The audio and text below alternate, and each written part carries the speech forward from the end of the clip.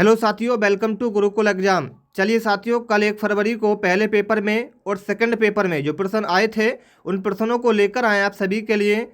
तो साथियों, इस वीडियो को आप शुरू से लास्ट तक देखना, ठीक है। चलिए, आज के पहले प्रश्न में पूछा गया था कि अभिप्रेरणा के सिद्धांतों के अनुसार एक शिक्षक के द्वारा सीखने को संवर्धित कर सकता है। 4 ऑप्शन थे इसमें। पहला ऑप्शन था विद्यार्थी से वास्तविक अपेक्षाएं रखने वाला। दूसरा ऑप्शन था अपेक्षाओं का एक रूप स्तर रखने वाला। तीसरा ऑप्शन था विद्यार्थियों से किसी प्रकार की अपेक्षा न रखने। चौथा ऑप्शन था विद्यार्थी से बहुत उच्च अपेक्षाएं रखने, ठीक है। तो इस प्रश्न का जो सही आंसर था मेरे प्यारे मित्रों, वो था ऑप्शन नंबर ए वाला, यानी कि विद्यार्थियों से वास्तविक अपेक्षाएं रखने। Correct answer option number A था। चलिए, प्रश्न नंबर 2 पर आइए मित्रों। पूछा गया था विकास शुरू होता है कौन सी अवस्था से।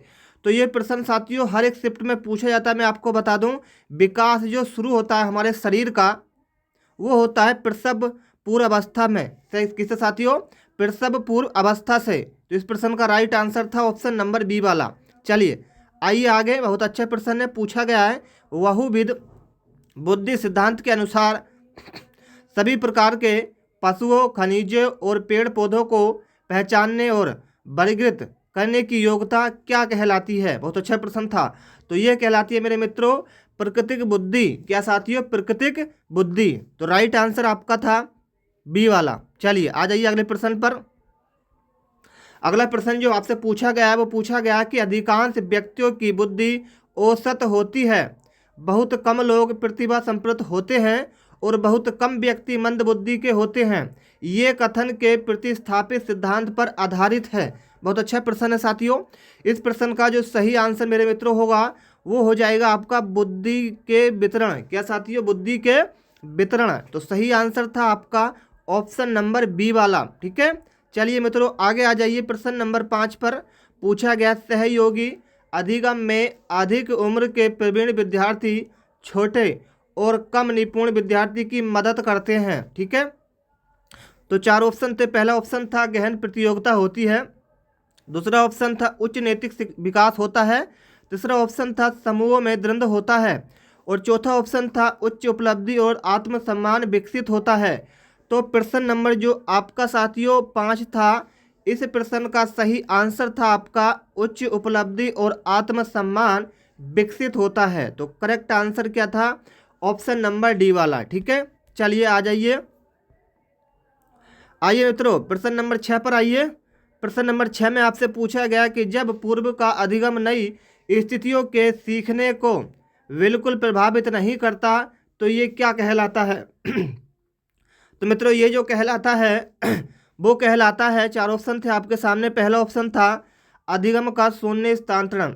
दूसरा ऑप्शन था अधिगम का निरपेक्ष स्थानांतरण। तीसरा ऑप्शन था अधिगम का सकारात्मक स्थानांतरण और चौथा ऑप्शन था अधिगम का नकारात्मक स्थानांतरण, ठीक है। तो प्रश्न नंबर जो आपका साथियों 6 का जो सही आंसर था वो था अधिगम का शून्य स्थानांतरण। तो करेक्ट आंसर आपका ऑप्शन नंबर जो साथियों ए है वो सही आंसर आपका हो जाएगा, ठीक है। चलिए कोई दिक्कत नहीं। आगे आपसे पूछा गया था साथियों कि चिंतन अनिवार्य रूप से एक। बहुत अच्छा प्रश्न था साथियों। चिंतन अनिवार्य रूप से एक क्या है, ये पूछा गया था। बताइए साथियों।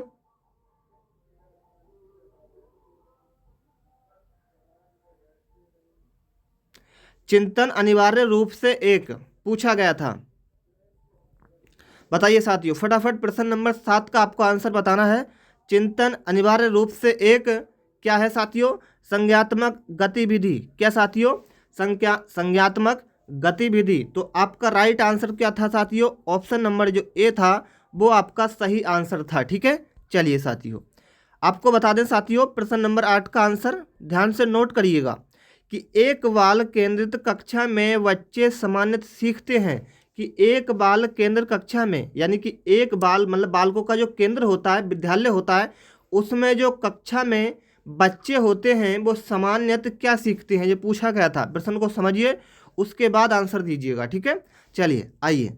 तो 4 ऑप्शन थे। पहला ऑप्शन था साथियों व्यक्तित्व और सामूहिक दोनों रूपों में, मुख्य रूप से शिक्षक से। प्रश्न नंबर सी में था व्यक्तित्व रूप से। चौथा ऑप्शन था समूहों में। तो साथियों नोट कर लेना, एक बाल केंद्रित कक्षा में बच्चे जो सामान्यतः सीखते हैं वो सीखते हैं व्यक्तित्व रूप से। क्या साथियों? व्यक्तित्व रूप से। ठीक है, आ जाइए साथियों प्रश्न नंबर 9 पर आइए। चलिए, बहुत अच्छा प्रश्न है, नोट करिएगा कि पियाजे के अधिगम के संज्ञात्मक सिद्धांत के अनुसार वह प्रक्रिया जिसके द्वारा संज्ञात्मक संरचना को संशोधित किया जाता हो वह क्या कहलाती है? बताइए मित्रों। 4 ऑप्शन थे आपके सामने। पहला ऑप्शन था प्रत्यक्षण, संयोजन, समावेशन, स्कीमा। जी, तो मैं आपको बताना चाहूँगा साथियों, इस प्रश्न का राइट आंसर आप सभी को नोट कर लेना है, स्कीमा। जी हाँ साथियों, अगर आपने CDP पढ़ी है यानी कि बाल विकास पढ़ा है तो इन प्रश्नों के आंसर आप सेकंडों के अंदर दे सकते हैं।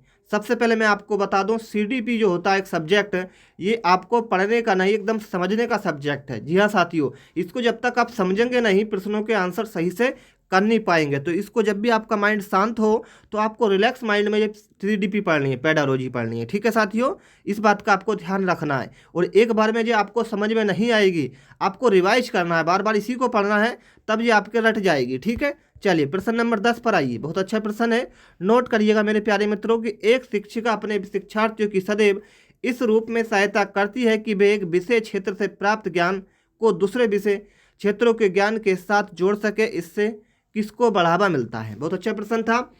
तो प्यारे मित्रों मैं आपको बता दूं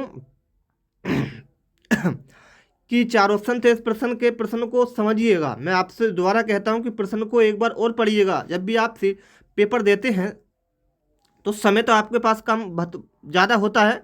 ठीक है साथियों, 150 प्रश्नों को आपको समय काफ़ी मिलता है, तो प्रश्नों को समझने की बहुत जरूरत है, क्योंकि जिनके जो प्रश्न होते हैं साथियों CDP के बिल्कुल सेम होते हैं। ठीक है, यानी कि आपको क्या करना पड़ता है, बेस्ट छाप छाटना पड़ता है। प्रश्न तो सारे सही होते हैं, लेकिन जो बेस्ट होता है, जो सही होता है, सबसे अच्छा होता है, उसको आपको छांटना पड़ता है।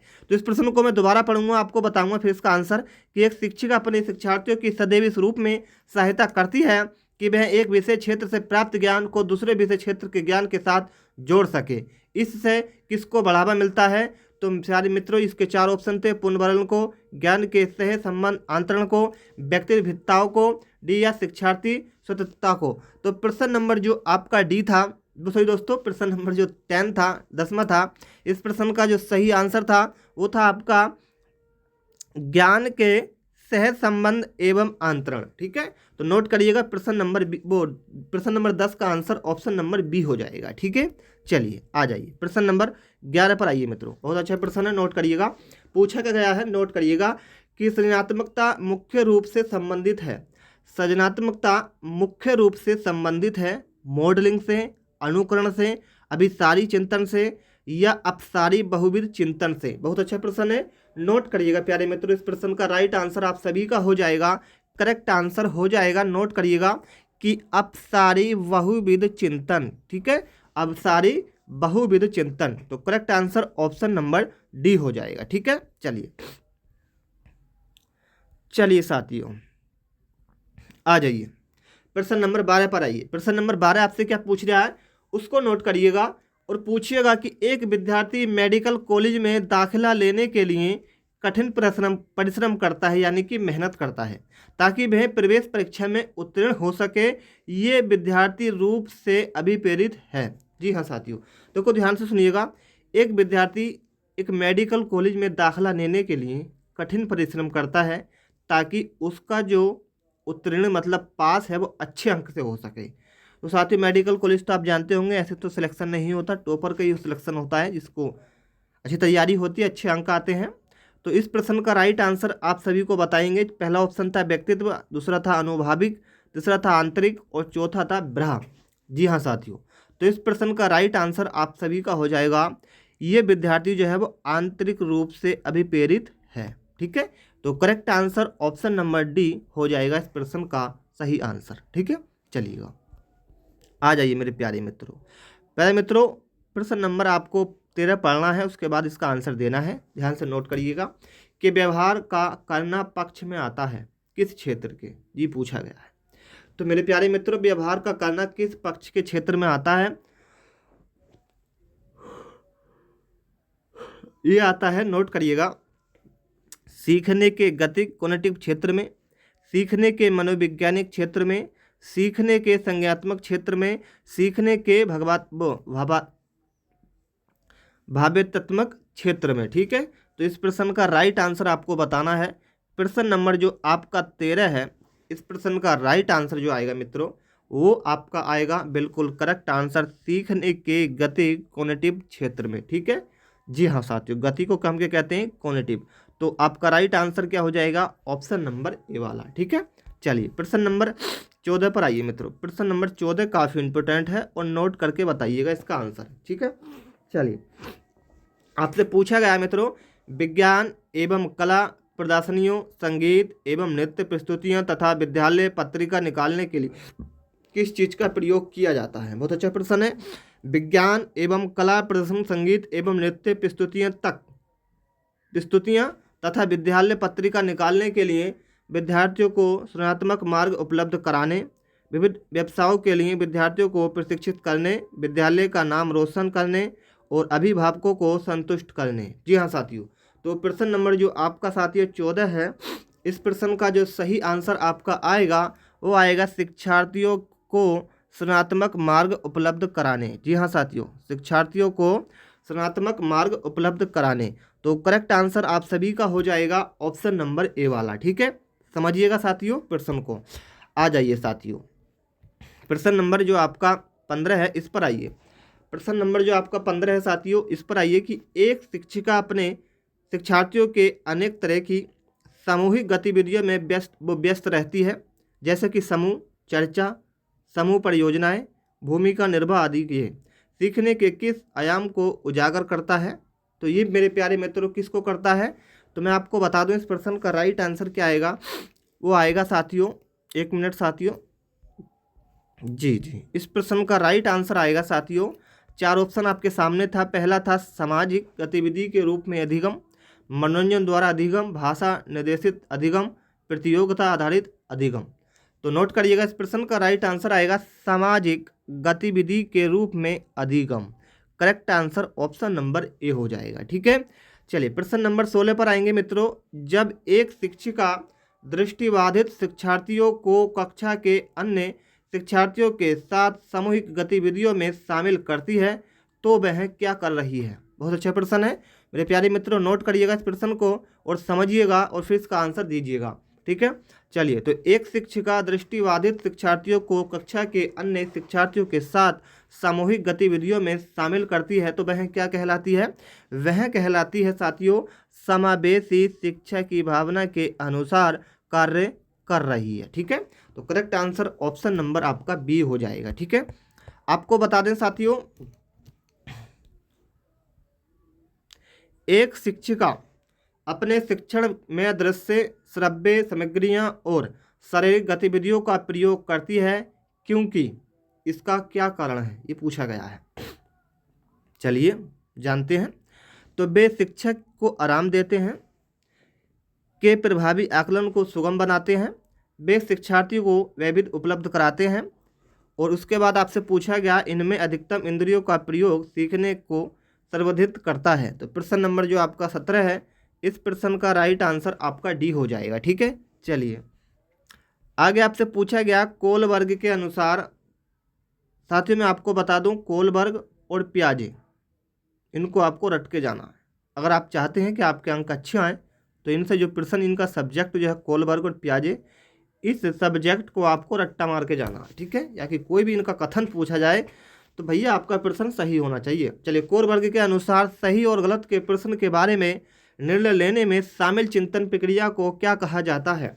तो क्या कहा जाता है मित्रों, ये कहा जाता है, नोट करिएगा इस प्रश्न का सही आंसर वो हो जाएगा बिल्कुल करेक्ट आंसर नैतिक यथार्थवाद। क्या साथियों, नैतिक यथार्थवाद। तो आपका right answer option number C हो जाएगा। ठीक है, चलिएगा प्रश्न नंबर 19 पर आइएगा। एक विद्यार्थी अपने समकक्ष व्यक्तियों के समूह के प्रति आक्रामक व्यवहार करता है और विद्यालयों के मानदंड को नहीं मानता। इस विद्यार्थी को में सहायता की आवश्यकता है, किस चीज़ की बताइए, किस क्षेत्र में आवश्यकता है। प्रश्न नंबर जो आपका 19 है, इसका राइट आंसर होगा भावात्मक क्षेत्र। क्या साथियों, भावात्मक क्षेत्र। चलिए आपको बताते हैं प्रश्न नंबर 20 का राइट आंसर। चलिए कितने प्रश्न है, 21 प्रश्न है, कोई दिक्कत नहीं, 2 प्रश्न हो रहे हैं, उनके बाद क्लास समाप्त हो जाएगी। चलिए इनको भी पढ़ लीजिए, अब इतना पढ़ लिया तो आपने, कि शिक्षकों को ये सलाह दी जाती है कि वे अपने शिक्षार्थियों को सामूहिक गतिविधि में शामिल करें, क्योंकि सीखने को सुगम बनाने के अतिरिक्त ये भी सहायता करती है। बहुत अच्छा प्रश्न है, नोट करिएगा कि शिक्षकों को यह सलाह दी जाती है कि वे अपने शिक्षार्थियों को सामूहिक गतिविधि में शामिल करें, क्योंकि सीखने को सुगम बनाने के अतिरिक्त ये भी सहायता करती है। तो प्रश्न नंबर जो आपका 20 है, इस प्रश्न का राइट आंसर आपका हो जाएगा ऑप्शन नंबर बी वाला। ठीक है, आ जाइए साथियों प्रश्न नंबर 21 पर आइए। आज का जो लास्ट प्रश्न है, समावेशी शिक्षा उस विद्यालय शिक्षा व्यवस्था की ओर संकेत करती है जो, बहुत अच्छा प्रश्न है, नोट करिएगा। तो साथियों मैं आपको बता दूं, समावेशी शिक्षा उस विद्यालय शिक्षा व्यवस्था की ओर संकेत करती है जो विशेष आवश्यकता वाले बच्चों को विशिष्ट विद्यालयों के माध्यम से शिक्षा देने को प्रोत्साहित करती है, केवल बालिका शिक्षा को बढ़ावा देने की आवश्यकता पर बल देती है, जो सभी निर्णय बच्चों को शामिल करती है, जो उनकी शारीरिक, बौद्धिक, सामाजिक, भाषिक या अन्य विविध योग्यता स्थितियों को ध्यान में रखे और बगैर बच्चों के शामिल करे। प्रश्न नंबर 21 का जो राइट आंसर आएगा वो आएगा साथियों ऑप्शन नंबर डी वाला। ठीक है, ऑप्शन नंबर डी वाला, तो करेक्ट आंसर आपका डी हो जाएगा। ये थे साथियों आज के कुछ महत्वपूर्ण प्रश्न, कैसे लगे कमेंट में बताइएगा। ठीक है, और आपने साथियों चैनल को सब्सक्राइब नहीं किया है तो नीचे एक आपको लाल रंग का बटन मिलेगा, अब वो काला भी दिखने लगा, बहुत सारे छात्रों को काला दिखेगा, तो उसको जाकर सब्सक्राइब कर लेना साथियों चैनल को। इससे ये होगा मित्रों कि आपको अगली वीडियो का जो नोटिफिकेशन है वो आपको सबसे पहले मिल पाएगा, चाहे वो यूपी टेट हो, सी टेट 2023 में जो आपके एग्जाम होंगे उनसे रिलेटेड कोई अपडेट आता है या कोई भी साथियों नोटिस आता है तो हम आपको सबसे पहले उसको प्रोवाइड करते हैं, यानी कि आपको वीडियो बनाकर देते हैं। तो प्लीज़ आप सभी छात्र चैनल को हमारे सब्सक्राइब कर लेना। और आप जानते हैं कि KBS परीक्षा 2023 शुरू होने वाली है, उसके भी एग्ज़ाम चलेंगे, तो उसका भी आपको सेंटर से लाइव कराएंगे। ठीक है, तो सभी छात्र हमारे चैनल से जुड़ना जरूर। ठीक है, सभी को जय हिंद, जय भारत।